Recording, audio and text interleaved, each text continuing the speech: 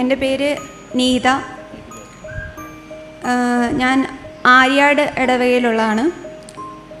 ഞാൻ BSc നേഴ്സാണ്. ഞാനപ്പോൾ ഒരു കൊല്ലമായിട്ട് ജർമ്മനിയിലോട്ട് പോകാൻ വേണ്ടി ജർമ്മൻ ലാംഗ്വേജ് പഠിച്ചുകൊണ്ടിരിക്കുവാണ്. അപ്പം കുറേ പ്രാവശ്യം അതിന് കുറേ ഓരോ ലെവലായിട്ട് ഇങ്ങനെ പാസ്സായി വരണം. അപ്പം ലാസ്റ്റത്തെ എക്സാം എഴുതുന്നതിന് ഞാനൊരു 3 തവണ എഴുതിയിട്ടും 1-2 മാർക്കിന് ഫെയിലായിക്കൊണ്ടിരിക്കുവാണ്. അപ്പം നവംബർ മാസത്തിൽ എൻ്റെ അച്ഛയും അമ്മയും കൂടെ ഇവിടെ വന്ന് ഉടമ്പടി എടുത്ത് പ്രാർത്ഥിച്ചായിരുന്നു. അത് കഴിഞ്ഞിട്ടുള്ള ചൊവ്വാഴ്ചകളിൽ ഞാനും എൻ്റെ ചാച്ചനും കൂടെ ഇവിടെ എപ്പോഴും വരുമായിരുന്നു. മിക്ക ചൊവ്വാഴ്ചകളിലും വരുമായിരുന്നു. ഇന്നലെ എൻ്റെ റിസൾട്ട് ഒന്നുമില്ല. ഇന്നലെ രാത്രി ഞാൻ പാസ്സായി, 70 മാർക്കോടെ പാസ്സായി 100-ൽ. ഇനി ഉടനെ തന്നെ അതിൻ്റെ പോകാനുള്ള കാര്യങ്ങളും എല്ലാം റെഡിയാകുമെന്നും അതിന് മാതാവിനെ അനുഗ്രഹിക്കുമെന്നും ഞാൻ വിശ്വസിക്കുന്നു. അതുകൂടാതെ കഴിഞ്ഞ ആഴ്ച 1-ാം തീയതി ഞങ്ങൾ രാവിലെ പള്ളിയിലൊക്കെ പോയിട്ട് തിരിച്ചു വരുമ്പോൾ രാവിലെ എൻ്റെ ചാച്ചന് ചെറിയ നെഞ്ചിനൊരു വേദന പോലെ.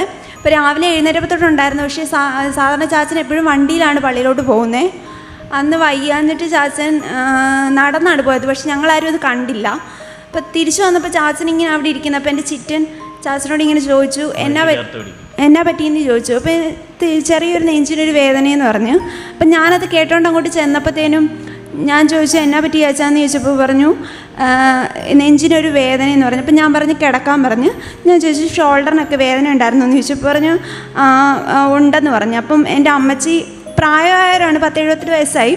അപ്പം ഇത് പക്ഷേ ഭയങ്കര ആരോഗ്യവാനാണ്, എപ്പോഴും ഓടി നടന്ന് പണി ചെയ്യുന്നതാണ്.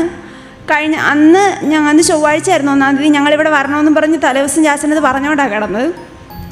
അപ്പം അന്ന് രാവിലെ കുർബാനയ്ക്ക് പോയിട്ട് തിരിച്ച് വന്നിട്ട് ഞങ്ങൾ പോരാൻ വേണ്ടി നിൽക്കുമായിരുന്നു. അപ്പോഴേ ചാച്ചനിങ്ങനെ വയ്യാന്ന് പറയുന്നത്. അപ്പം ഞാൻ പെട്ടെന്ന് തന്നെ എൻ്റെ അച്ഛയടുത്ത് എന്ന് പറഞ്ഞു, അച്ഛൻ പെട്ടെന്നൊരു വണ്ടി വിളിക്ക്, ചാച്ചന് വയ്യാന്ന് പറഞ്ഞു.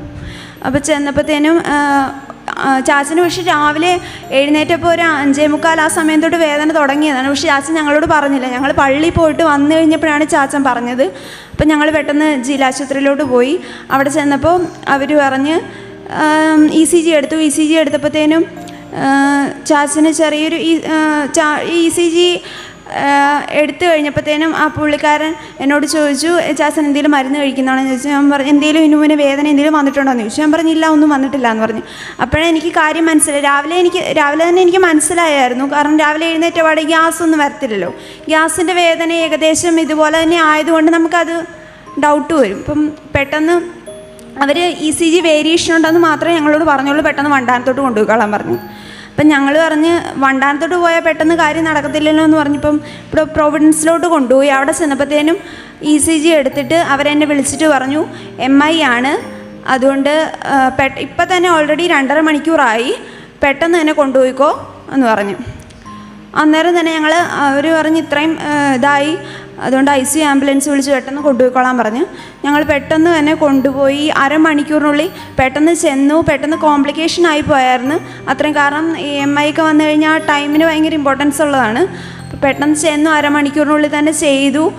5-6 ബ്ലോക്ക് ഉണ്ടായിരുന്നു.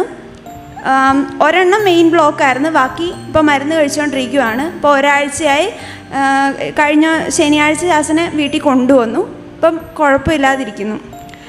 ചാച്ചന് ഒരു കുഴപ്പവും വരാതെ രക്ഷപ്പെടുത്തിയ അമ്മ മാതാവിനും ഈശോയ്ക്കും ഒരായിരം നന്ദി പറയുന്നു.